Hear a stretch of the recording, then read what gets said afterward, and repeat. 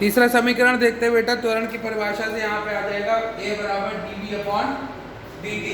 इसमें d का multiply करा देते हैं dx का, इसको d का गुणा और d का भाग, तो ये हो जाएगा आपका dv upon dx equals to dx upon dt।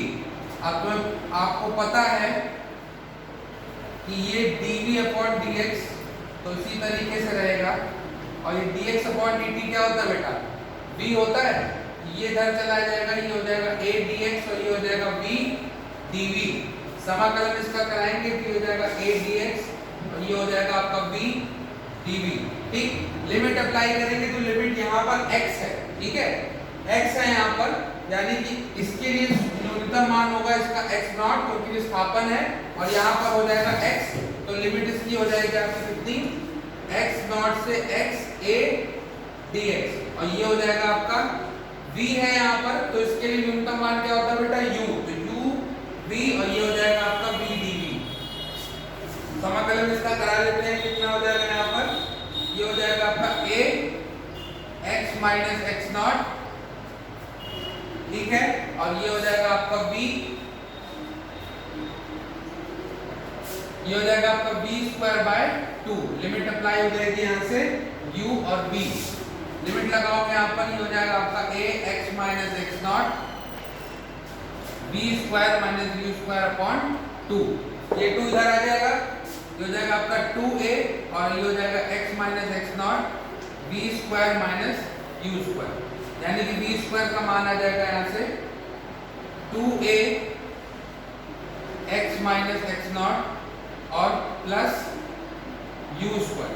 ठीक, ये है आपका तीसरा समीकरण, ठीक है, v square is equal to u square plus 2a x minus x not, यहाँ पर x जो है वो t समय पर उसका विस्थापन है और x नॉट जो है वो उसका t बराबर 0 समय में उसका विस्थापन। यहाँ से एक और अच्छा सा इंपॉर्टेंट सा डेरिवेशन निकल के आता है, tवें सेकंड में गतिमान वस्तु का विस्थापन क्या होगा। अगर आपसे किसी न्यूमेरिकल में ये पूछ लिया जाता है कि एक स्पेसिफिक सेकंड में एक फिक्स्ड समय अंतराल पे कितना होगा उसका विस्थापन, ठीक है, जैसे कि कोई वस्तु एक बिंदु से दूसरे बिंदु पर जा रही है, यहाँ से यहाँ पर, और आपसे पूछे जाए कि फोर्थ सेकंड में, चौथे सेकंड में उसका विस्थापन कितना होगा, तो इस सूत्र का इस्तेमाल करके आप उसको निकाल सकते हैं। देखिए क्या होता है, आप दूसरा समीकरण जानते हैं कि x t समय में कितना हो जाएगा आपका ut plus half at square, ये होता है। अगर यहाँ से t माइनस 1 सेकेंड में इसका विस्थापन निकाला जाए तो वो कितना होगा, तो जहां जहां पर t रखा है वहां पर हो जाएगा आपका t माइनस 1 बराबर u, ये हो जाएगा t माइनस 1 प्लस हो जाएगा 1/2 t माइनस 1 का होल स्क्वायर। ठीक, अब एक चीज देखिए यहाँ पे, यहाँ पर ये t वे समय पर यहाँ पर था ये, ठीक, तो t माइनस 1 यहाँ पर होगा, ठीक, इसके जस्ट पहले 1 सेकंड पहले, अगर ये 5वां सेकंड है तो 14 सेकंड यहाँ पर होगा, तो 1 सेकंड पहले अगर यहाँ पर इसका विस्थापन निकालना, ये विस्थापन कितना हुआ, तो ये पूरे विस्थापन में से इतना माइनस कर देंगे तो ये निकल आएगा, यानी कि ये 4 सेकंड में इसका विस्थापन हो गया। तो अगर यहाँ से हमें निकालना हो 3 सेकंड में विस्थापन, तो क्या करेंगे हम लोग, xt minus x t minus 1, ठीक, माइनस कर दीजिए इसको, दोनों को आप घटा दीजिए, कितना आएगा यहाँ पर x t plus t minus 1 x पे, ये हो जाएगा आपका ut plus 1/2 at square minus का, ये हो जाएगा u t minus 1/2 a t minus 1 का स्क्वायर।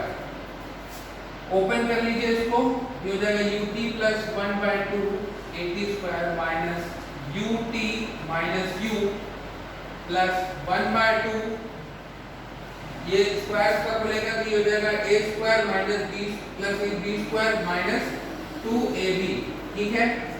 अब देखिए जब ये ब्रैकेट खुलेगा आपका तो ut है माइनस का, ये इससे कैंसिल हो जाएगा, ठीक है, ये 1/2 at स्क्वायर यहाँ पर a भी था, तो ये 1/2 at स्क्वायर प्लस का है, ये इस वाले से कैंसिल हो जाएगा, ये माइनस अंदर मल्टीप्लाई होगा, ठीक, यहाँ पर बचेगा क्या, कुल मिला के ये बन जाएगा आपका सूत्र इसका u plus 1/2 a 2t minus 1। बहुत ही इंपॉर्टेंट सूत्र है ये, इसको अच्छे से समझ लीजिएगा। 2t माइनस 1, इसको स्क्रीनशॉट ले लीजिए। फिर आगे के टॉपिक बढ़ते हैं, वो है आपका रिलेटिव वेलोसिटी यानी कि सापेक्ष गति। अगला टॉपिक है आपका बेटा अपेक्षित वेग। अपेक्षित वेग क्या होता है ये समझना आप लोगों को। देखिए इसके लिए एग्जांपल देखिए समझने के लिए।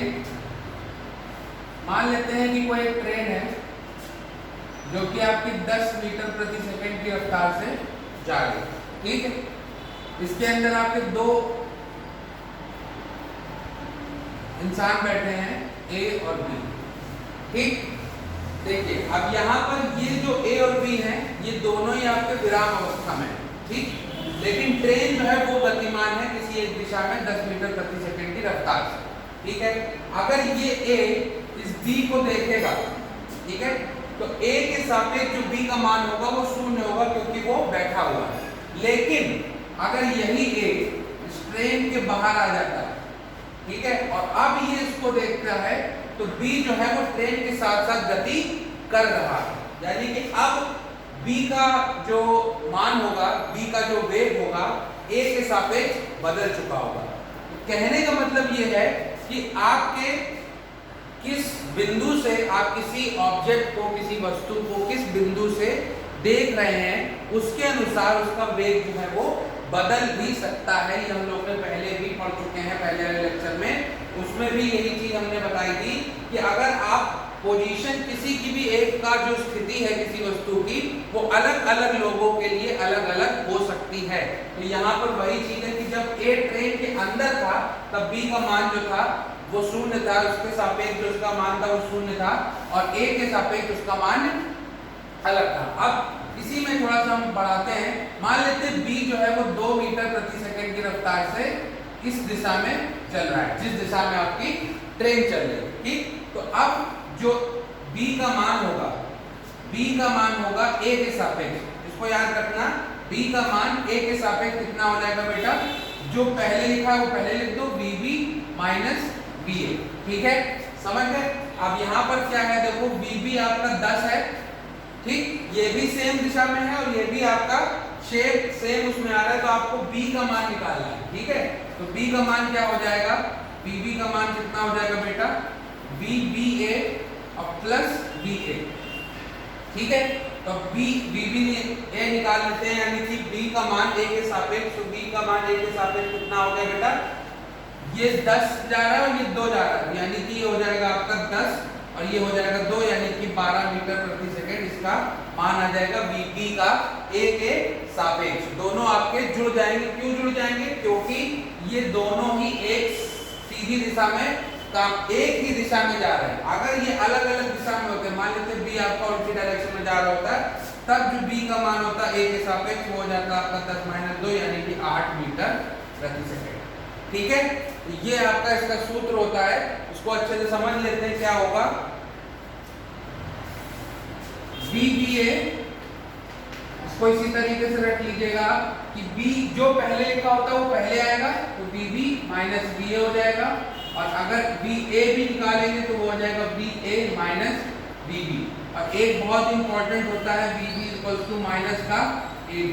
अगर इसको हम उल्टा करते हैं तो साइन भी ऑपोजिट हो जाता है, विपरीत हो जाता है। अगर ये आप उल्टा करोगे तो b का मान a के सापेक्ष निकालोगे और a का मान b के सापेक्ष निकालोगे तो उसकी डायरेक्शन जो है वो चेंज हो जाएगी, दिशा जो है वो चेंज हो जाएगी, साइन अलग आ जाएगा, ठीक। इसको एक न्यूमेरिकल या एग्जांपल के तौर पे समझते हैं तो उसको और अच्छे से समझ में आएगा। देखते हैं न्यूमेरिकल इसी का।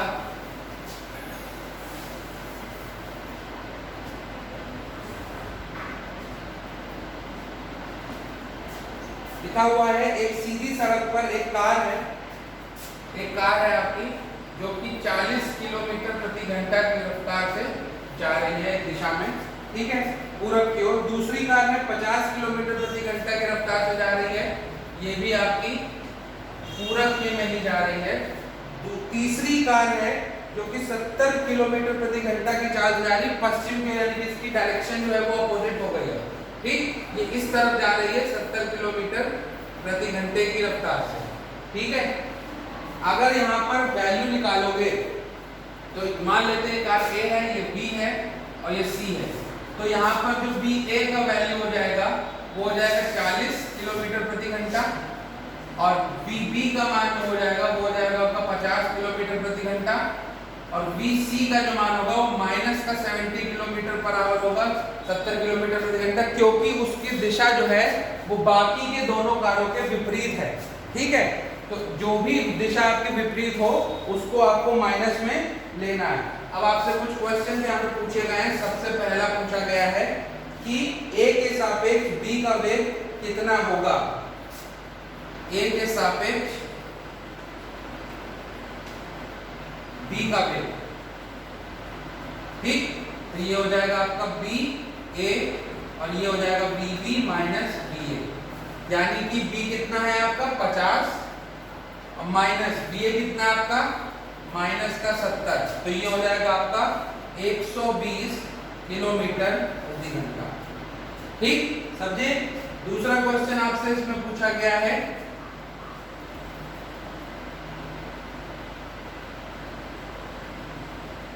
नहीं सॉरी, इसमें यहाँ पर आपका 40 दिया गया था, 40 है, 70 नहीं है। ए का मान आपका 40 है, तो ये आपका आ जाएगा 10 किलोमीटर प्रति घंटा, क्योंकि दोनों ही दिशा सेम है, इसलिए यहाँ पे माइनस नहीं लगेगा। दूसरा क्वेश्चन आपको दिया गया है बी के सापेक्ष ए का वेग, बी के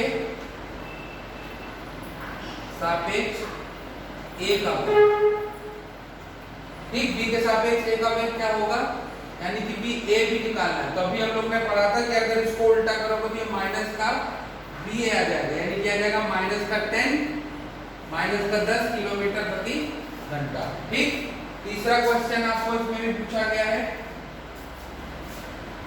ए के सापेक्ष सी का वेग, ए के सापेक्ष सी का वेग कितना होगा। ए के सापेक्ष सी का वेग कितना हो जाएगा, BCA बराबर BC माइनस BA, तो BC आपका कितना है माइनस का 70 और BA कितना है आपका माइनस का 40, ये हो जाएगा माइनस का 110 किलोमीटर प्रति घंटा। ठीक, फोर्थ आपको पूछा गया C के सापेक्ष A का वेग, C के सापेक्ष A का वेग कितना हो जाएगा, यानी कि AC तो ये हो जाएगा माइनस का BCA, ये हो जाएगा माइनस माइनस 110, यानी कि 110 किलोमीटर प्रति घंटा प्लस में आ जाएगा ये। और उसके बाद अंतिम प्रश्न पूछा गया है ABC के सापेक्ष AB व C के सापेक्ष पृथ्वी का वेग, पृथ्वी मतलब ग्राउंड, पृथ्वी का वेग A, C और B के सापेक्ष कितना होगा। तो इन तीनों को निकाल लेते हैं अलग अलग। क्या करेंगे, सबसे पहले निकालेंगे A के सापेक्ष पृथ्वी का वेग, तो पृथ्वी जो आपकी रेस्ट पे है A के सापेक्ष पृथ्वी का वेग जो होगा वो हो जाएगा माइनस का VA। ठीक, ये हो जाएगा आपका माइनस का 40 किलोमीटर प्रति घंटा। ठीक, ऐसे ही आप B का निकाल लेंगे तो वो आ जाएगा आपका माइनस का BB, यानी कि आ जाएगा आपका माइनस का 50, और ऐसे BC निकालेंगे ये हो जाएगा, अब ये माइनस का ये भी होगा लेकिन उसकी वैल्यू आपकी